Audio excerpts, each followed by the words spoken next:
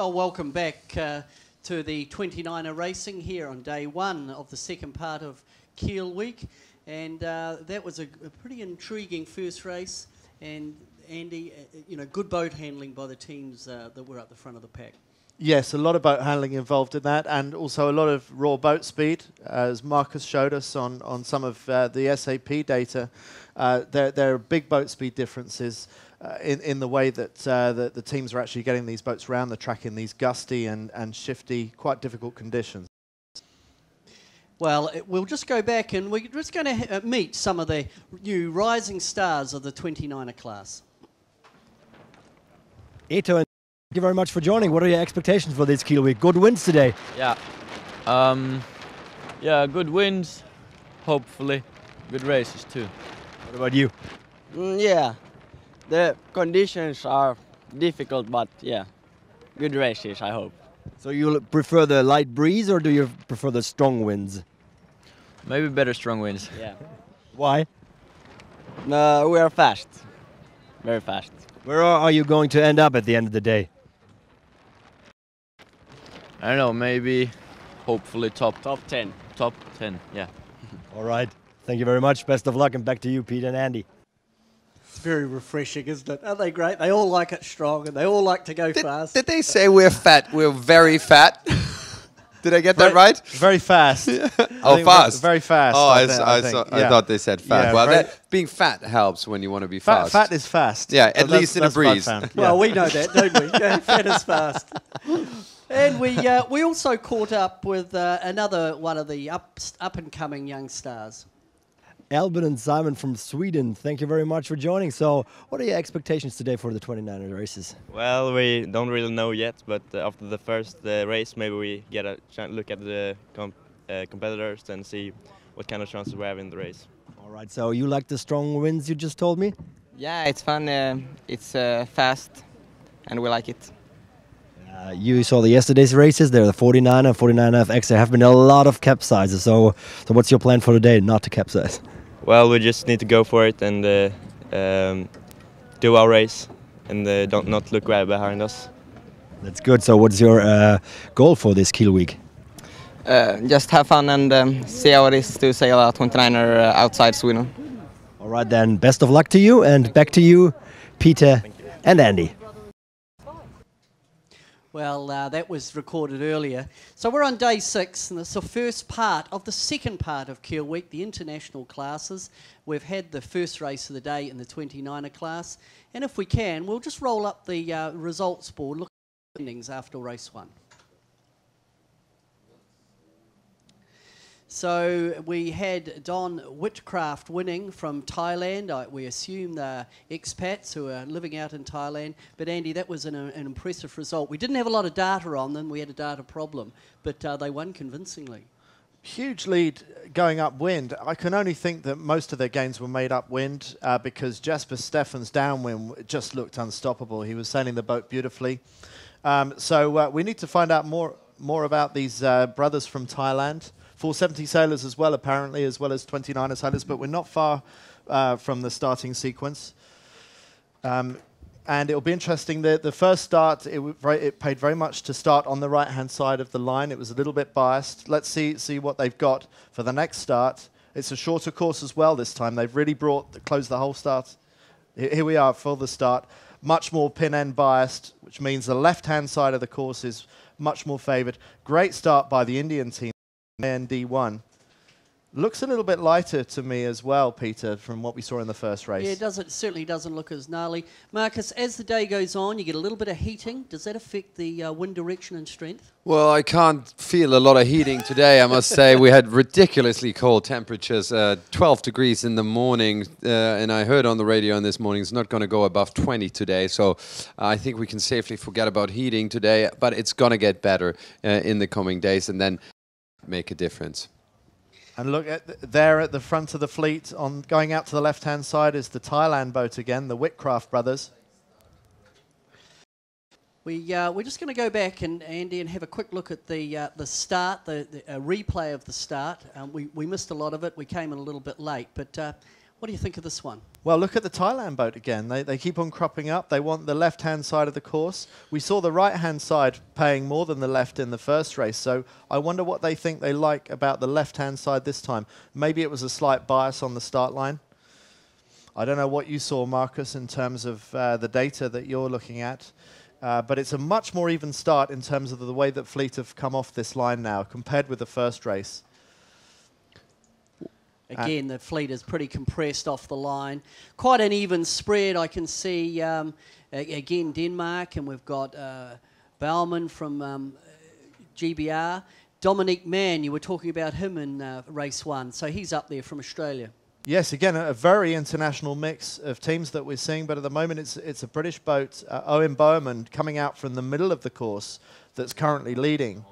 And it looks like it's going to be a much more even beat in terms of how they go up this. Maybe less of a right-hand bias than we saw first time round. But having said that, maybe there's already an edge towards the right. Maybe the lead is looking better on the right-hand side. So, Marcus, you're looking at the animation. What are the relative speeds telling us at the moment and position on the track? Well, it's early stages in this race, and there's no boats sticking out dramatically, except the Indians a little bit, but I think they also go very low compared to the other boats. So we're not looking at VMG here, we're looking at speed over ground. That just makes more sense, because for VMG we need the local wind at the boat, and obviously we don't have that for 80 boats. They're certainly going fast over ground.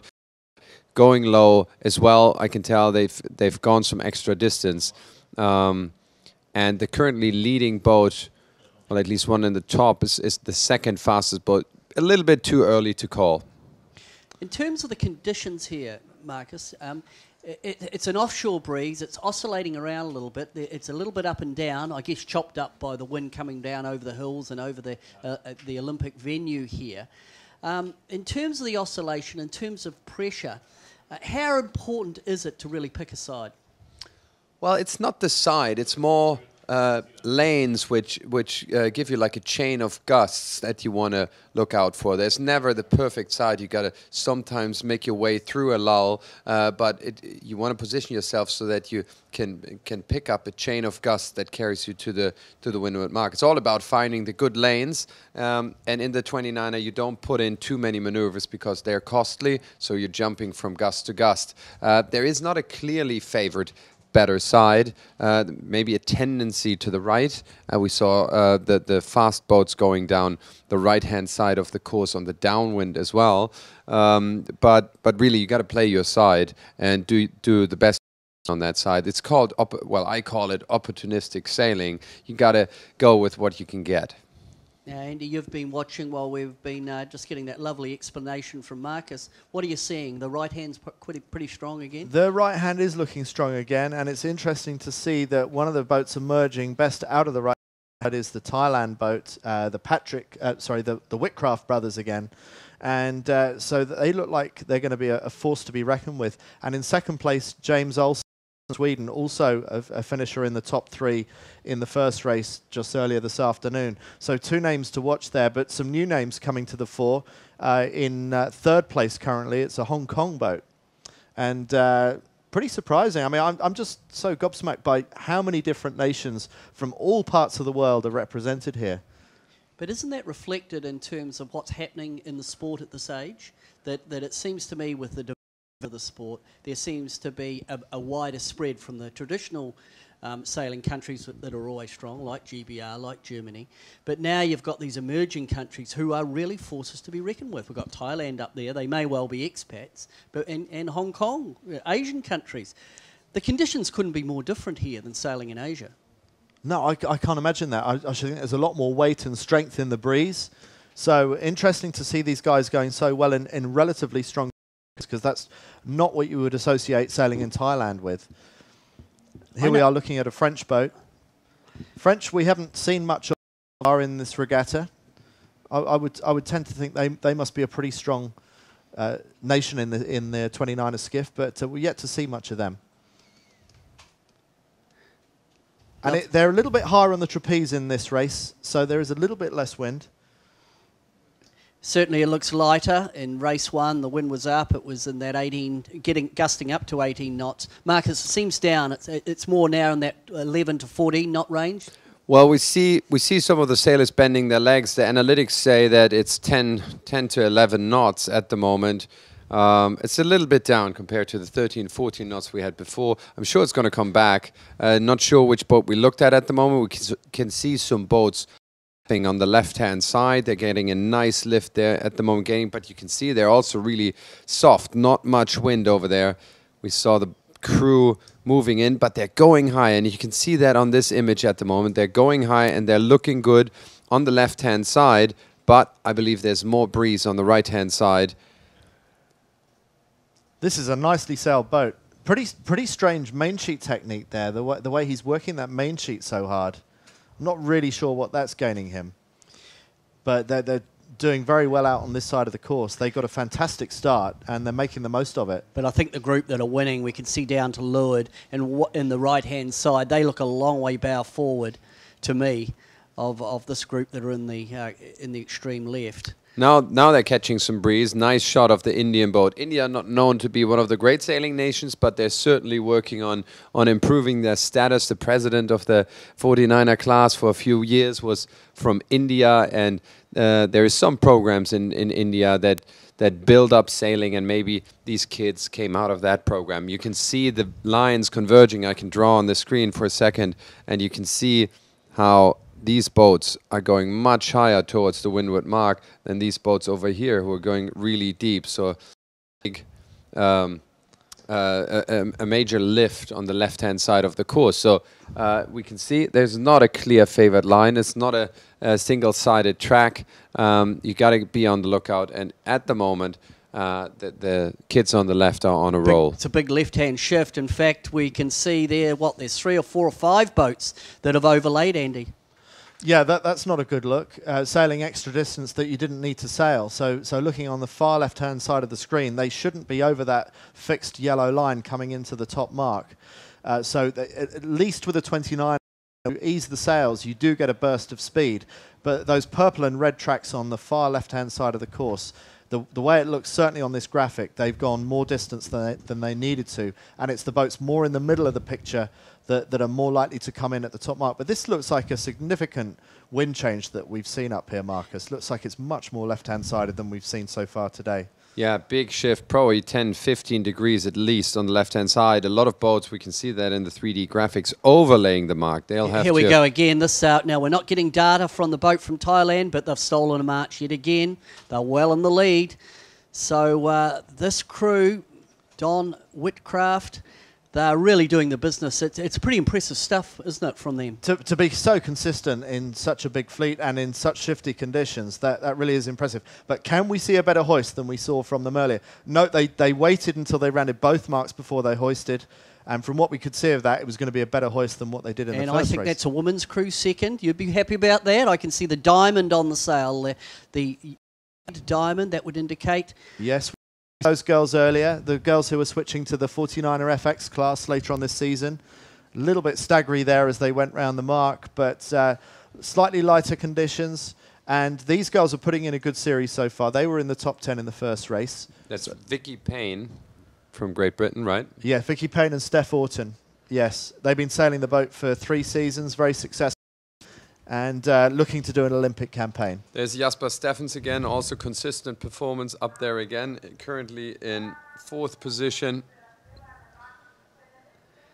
Okay, so good from him. Second in the first race, in 4th place in this race.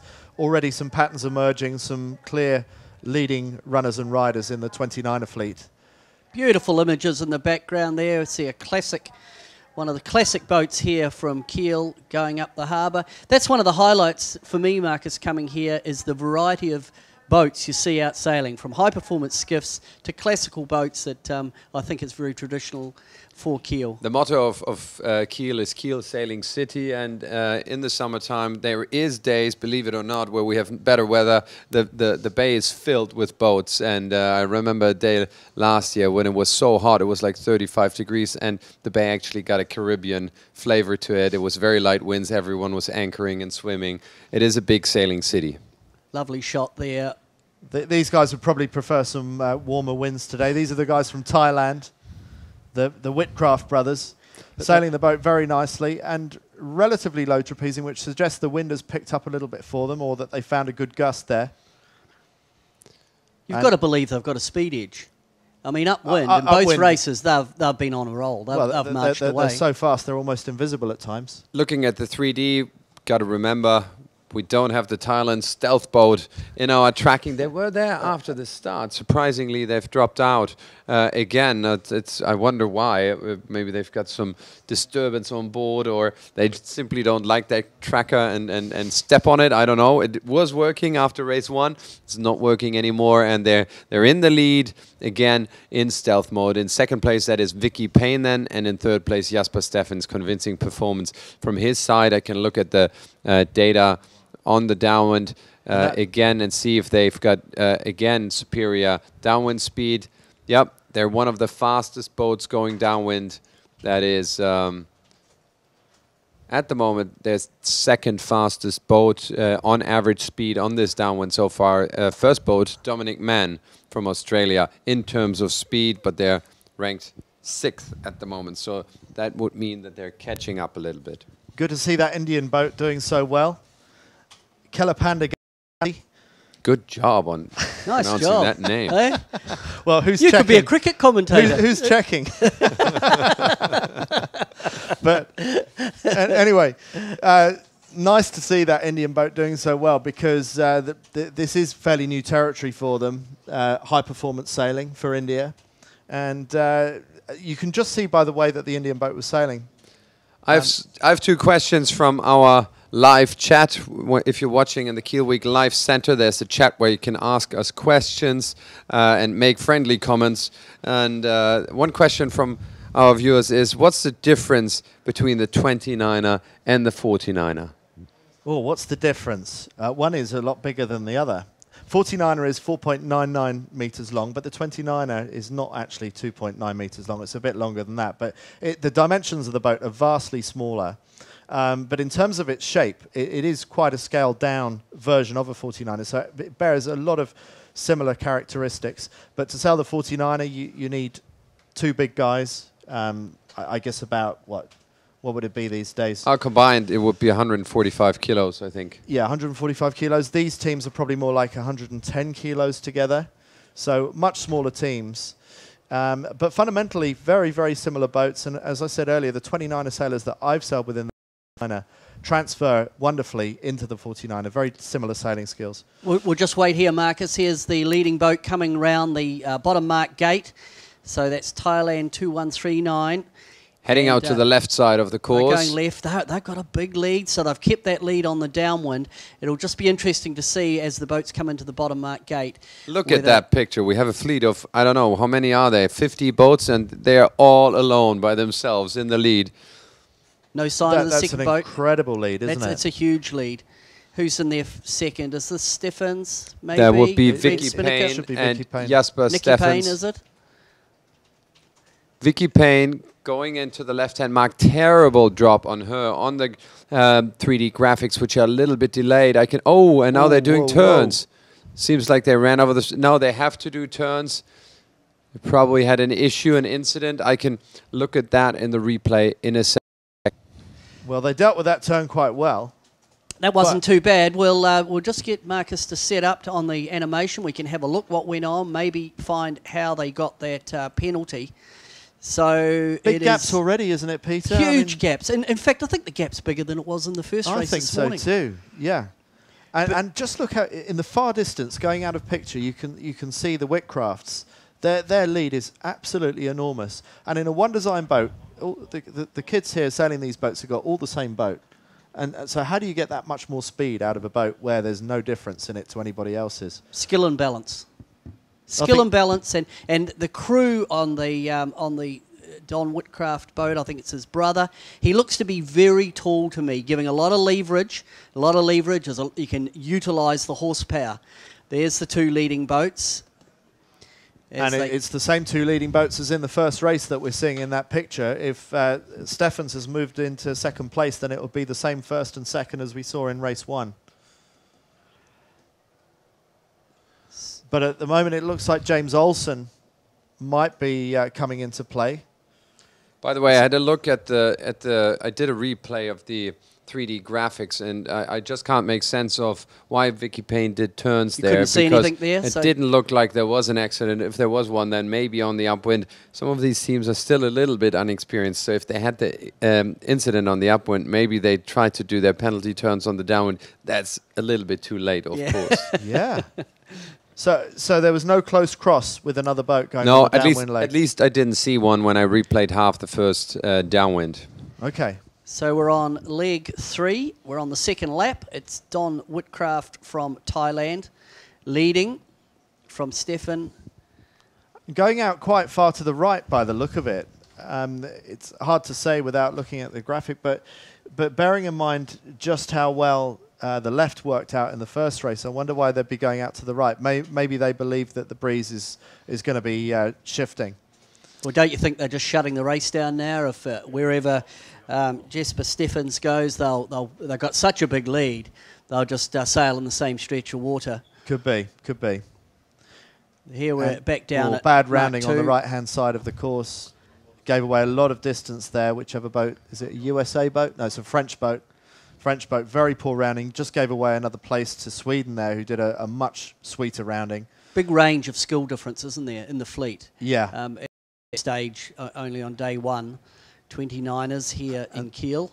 And temptation is to keep your Jennifer up into the last moment. But if you do that and you give yourself a lot to do in the rounding, then you've given away a lot of distance. So sometimes it's better to do what the German boat on the right-hand side has done and drop it nice and early and have not enough to do rather than leave yourself too much to do. Whoa, this looks congested now. The outside boats have to give right away. So let the other boat in. Yep, there's some shouting, and that's not enough room for that middle boat. So the outside boat is... But they keep calm, they keep cool. Bit of a bumper boats there. I think there's a bit of dodgems, bit of bumper boats going on, but... Yeah. Hong Kong boats going round together. Bit of a Hong Kong race going on.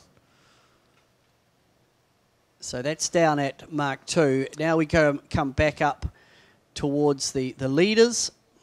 That's Jasper Steffens on the right with the white stripe in the mainsail, and in the background we saw the... Can you say that, Andy? Ganapathi Kelapanda. That's too What's easy. What's the problem? That's too easy. I'm going to give you a hard one. I want a good Polish name. And that's Vicky Payne in second place, and Mimi El Kazinda. Yes, British name. It's a very British name, yes. Yes. Traditional British name. and 2 girls in the top 3. Yeah, I like that about the 29er, that it's such a nice mix, gender mix, and it's not a clear pattern that the boys are doing better. We had Hayley Outeridge here in the first part of the week in the 49er FX. She didn't do that well. She had her moments. She had a bad crash on the first day, but she was a world champion in the 29ers before. With her brother, I think there have been a few world champions which were girls. So it is an open class to both genders. She must be the sister of Nathan Outeridge, surely, yes, exactly. Who's the gold medalist. Yes, sorry, I 49. forgot to mention. Which is so boy, there's some bloodline in that family. Yeah. It's one of the great sailors of our time for sure. Absolutely. And Hayley in the 49 FX is surely going to be one of the teams to watch. This is another team to watch, but for different reasons. One of the hazards of skiff sailing. And these 2 sailors battling to get their boat upright as soon as they possibly can. This can really take the energy out of you. If you do too many of these capsizes, your day just gets harder and harder, because this is harder than sailing the boat. Getting the boat upright from a capsize is one of the most tiring things you can do on a day like today. And there's Steffens on the right-hand side, was second in the first race. And that's the British girls on the left-hand side who did that turn that we still don't know why they did, and did a bit of a poor rounding at the bottom of the leg. But they look like they're going pretty well against the boys at the moment. That would be Vicky Payne, right? Vicky Payne and Steph Orton on the left-hand side of the picture. Yeah, so it does look like Jasper Steffens being overtaken at the moment left and right by 2 British boats. I'm sure you're enjoying yourself, Andy. 2 British girls, yes. Yeah. Well, what can I say? Well, it just probably indicates that it's there's a bit of wind shift, bit of pressure shift going on out on the course. Jesper Steffens. Or just that Jesper's a bit slow because he's. Yeah, I'll look at his data now to find out how his upwind speed is doing, which wasn't that great to begin with. So We're at back the to moment, he's still in second position, but his average speed on this upwind leg so far is 6.54, whilst Mimi El Kazinda has 7.34 knots speed over ground at the moment, and she's surely catching up. These guys looking very fast. Don and Dylan Whitcraft. I've got good news. We've got him back on the tracking. Let's look at the top view. We managed to get the stealth boat back in, and you can see what a lead he's having. And now we're also getting some data about his speed, and it's almost unbelievable looking at that data. He's doing 10 knots on the upwind, whereas the other boats are doing 7. That can't be right, surely? That can't be right. That's wish list stuff for the sound of it. Yes, it must have something to do with the fact that he was dropped out and now he came back in. That is almost impossible. The other speed differences are within a knot, and he does have a lead, but that is surely out of the question. And a lead of 160 meters. So that's a very impressive lead in a one design class. And it did appear as though there was again a bit of a shift to the left, because that you could see the ley line was reducing as they come towards the top marks. This is the top mark for the second time. That was a beautiful tack there. Across the offset. Then we'll look again for the hoist. This has been their weak spot so far, the hoist. We haven't been impressed with what we've seen. Everything else they've done has been pretty nice, but let's see what a hoist looks like this time. They're off for the downwind down to the finish. I think that one would have looked pretty good. It looked, the boat was in balance. It was at speed. Next in, we'll have Jesper Steffens from Germany. Not done so badly then. No, they've had a good upwind. Yeah, he managed to pull back out on the last bit of the downwind. Actually quite impressive, because Mimi El Kazinda, they had caught up so much that it looked like they would roll them, but he managed to pull back out of that situation. Still safely in second position, which would probably place him in second place overall. I think it would, wouldn't it? 2 second places. And then Don Whitcraft. 2 first places, his brother, if it finishes the way we're looking at the moment, yeah. That is really impressive. I mean, we did talk about the wind being so shifty, so we know that it's a bit of a gamble out there. And if 2 boats sail so convincingly, it goes to show that they are able to beat the odds of what the wind is doing. I just love watching these guys hoist their Jenica. Their kite work, both on the hoist and the downwind, is just great to watch. Their crew works good. Now, Andy, you had a bit of a look at the 2 brothers that are winning the race, Don Whitcraft and Dylan Whitcraft. What you were saying that this form that they're showing here, a little bit unexpected. They hadn't been that strong in previous years. Well, I just wonder if they've made a big gain in the last year, because they did go to the ISAF Youth Worlds representing Thailand last year. I suspect qualifying for Thailand is not that difficult. When you get to the ISAF Youth Worlds, that's when the challenge comes. And out of 24 boats last year at the Youth Worlds, they finished in 21st. So that wasn't a particularly impressive result. So they've made huge improvement based on today's racing in this moderate conditions. I mean, we've had a terrible winter in Europe. Maybe no one's been doing any sailing in Europe over the winter, and they've had a ball down in Thailand doing lots and lots of training over the winter. I don't know if that's the answer. Well, evidence to their performance is this image. They've got a 250-meter lead against Jesper Steffens, who is a well-performing 29er sailor, but they certainly seem to sail in a different class at the moment. Look how it's closing down, though, Marcus. I mean, it's closing down by the second, the meter gain. Jesper Steffens, I know I keep on going on about how wonderful they look downwind, but it shows up on the graphics as well. They just sail that boat so nicely. If this was a downwind race, then I think the Jesper Steffens would be winning. That's what the data is saying as well. Look, Don Whitcraft looking back at Jesper Steffens, following him. Average speed 11.8 knots, whereas Jesper Steffens almost a knot faster at 12.7 knots. So VMG-wise, that's huge in terms of meters gained. But in this one, this team seems so fast upwind that even if they lose, a few valuable metres downwind, they're not going to come under threat in this one.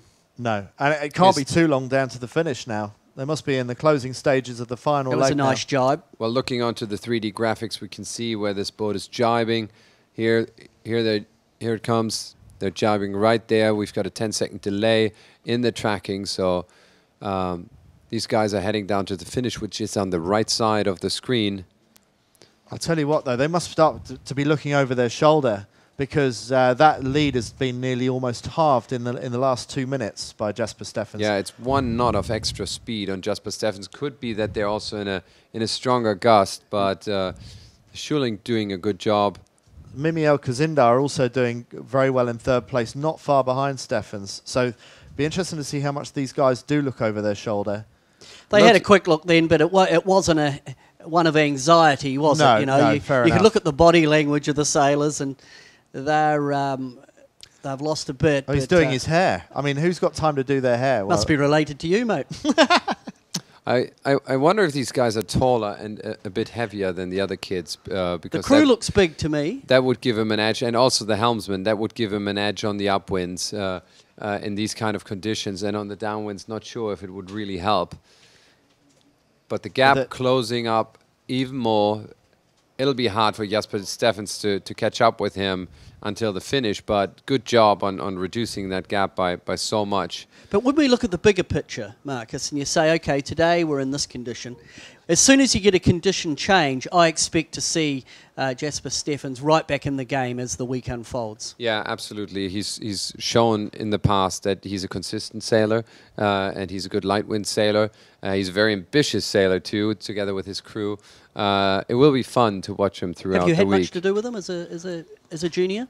You mean in our club? In your club, yes. Yeah, well, I know the kids, and I know the coach. The coach has done an incredible job building up these young teams, and there's a large number of 29er sailors in Keil Yacht Club which are performing well. So that was the finish of the 29er race, race 2, and it is the team from Thailand, Don Whitcraft and Dylan Whitcraft. They're on 2 wins. Impressive start to the regatta. Can't get better than that. You cannot do better than that. And for the well-known sailing nation of Thailand. Next over the line, we have Jasper Steffens. Great comeback. That was as you were predicting on the animation, blisteringly quick on the down to take 2nd place. 2 second places for Jasper Steffens and Tom Lennart Brautmann. So in a firm 2nd place so far after just 2 races. Many more races to go. I think it's maybe 16 races this week. No, it's 21 races. 21 scheduled. races. That is almost unbelievable. That's a lot of races. It is a marathon for these kids. It's not an easy competition. They have to go a long way, and you can be sure to have a well-deserving winner in the end after such a large number of races. That's a good result for Mimi Elkazinda there, coming in 3rd. That's impressive. And as a Brit, there's obviously a lot of talent coming on, especially on the women's side of the sport for you guys. It's my old 470 helm, actually, Steve Irish, who's coaching them. I was speaking to him earlier. And Mimi Elkazinda and Ben Batten are going to the ISAF Worlds for Great Britain. And to qualify for Great Britain these days is very, very tough at youth or Olympic level. We've got so much talent. It's in 4th place. It's Kalapanda Ganapathy, by the way. Too easy. Okay, yeah, but it's not that bad, is it? Yeah. What about the crew's name? Give the crew some love. You've got the list. Competition going on here. You've got the list right here. Thakar Varun. Not bad. Again, who's checking? Now, the body of the fleet coming through now, but quite a distinct pattern of results really has already been established. It's only day 1. It's only been 2 races, but I think the standard through the fleet, the top half a dozen maybe, yes, look to be a step ahead of the rest in this yellow fleet here at the 29ers. 2 races out of 21, they've got it in the bag, haven't they? Not at all. Interesting bit of data that I get from the analytics is the number of maneuvers that boats are doing, and with Don Whitcraft, it's he did 17 maneuvers. I can even split that up into tacks and jives, but all the other guys in the top 10 did less. So it looks like he was very mobile and taking advantage of the shifts. He did more tacks than any other boat. And I'll also look at the starting data before, but I hand over to you before because I got to look a little bit deeper at that. He's got to concentrate. Your impressions of the day, Andy. What have you thought? I mean, you know what? Let me start first. I only got here yesterday, and I haven't been to Keil for a long, long time. I've been totally impressed by the facility. I mean, the body of the facility is the same from, 1972 when they built this facility for the Olympics. But really, the show that's been developed here and the amount of people around the dock, it's just fantastic. The sport's in good shape in this part of the world. It is. This is a huge festival of sailing, and it's wonderful to see. And so many people just walking through, just checking out the scene, not even involved in the sport. Let's hope some of those people are encouraged to get involved in the sport from what they see. Okay, we're just going to the leaderboard and look at the overall results. This will be provisional results at this stage because, but we think they're accurate. So it's Whitcraft, Steffens, Alcazinda, Olsen making up the top 4 with Dominic Mann from Australia in 5th. And then Vicky Payne, who we spoke to earlier. It's really been, we're only after 2 races. You were saying, Marcus, 22 races? 21 races 21 races, scheduled. long way to go yet. That's scheduled. Your impression of the top 5 or 6 from that? Firstly, how international it is. There's no one nation that's dominating. We've seen the 49er FX yesterday dominated by Australia and Germany. That's not the case in the 29er. I think the Whitcrafts are looking incredibly impressive up and down the course. It looks like Steffens has great speed downwind but can't match the Thailand boat going upwind. But it could be a change of weather tomorrow, of course. Could be different conditions again, and these boats are very, very different in different conditions. In light winds, as you said earlier, Marcus, it's almost a different sport. Yeah. I've got a little bit of a starting analysis from the SAP Sailing Analytics, which tells us how far away was a boat when the starting gun went off, and what speed did it have at that point in time, and then also how fast was it when it crossed the line.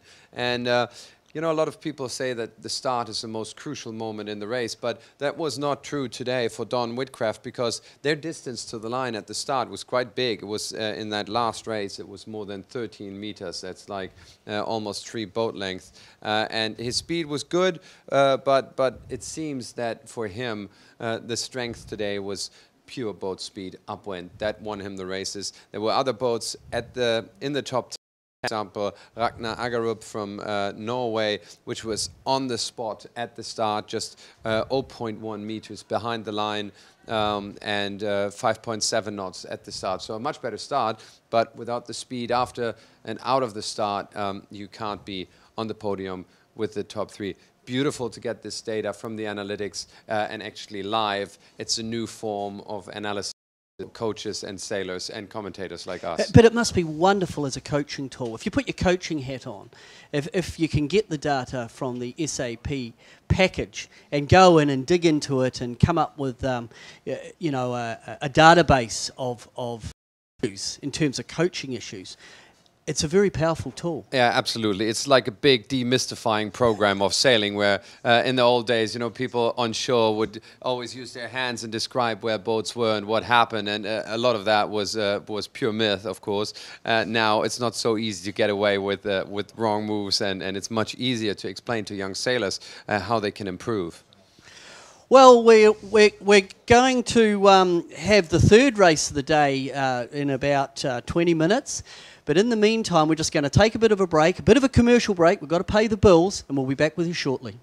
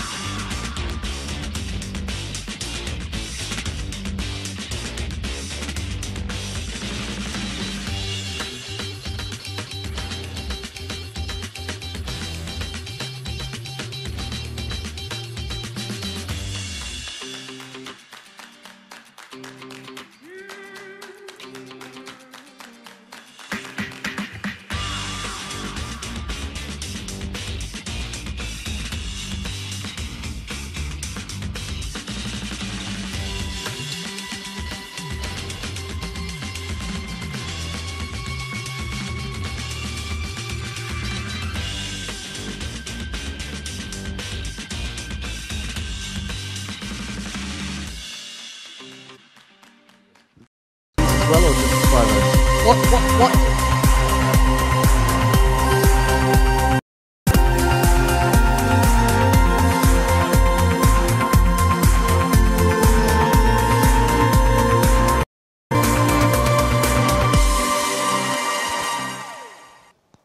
Well, welcome back to our coverage of the 29er racing here at Keil.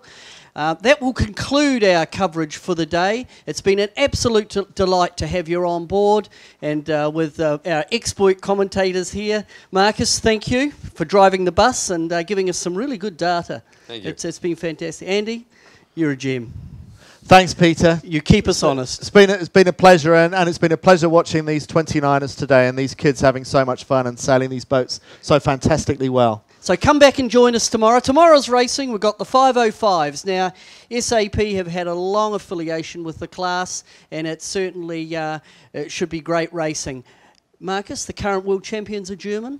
The current world champion is a German, and the record holder of Kiel Week wins is also a German. That's Wolfgang Hunger. He's won more Kiel Weeks than anybody, and he will want to fight back for the world championships that he just lost against Klaas Lehmann from Germany as well. Fantastic. So come and join us tomorrow for the 505s. We've got the previous world champion, we've got the current world champion in action here tomorrow.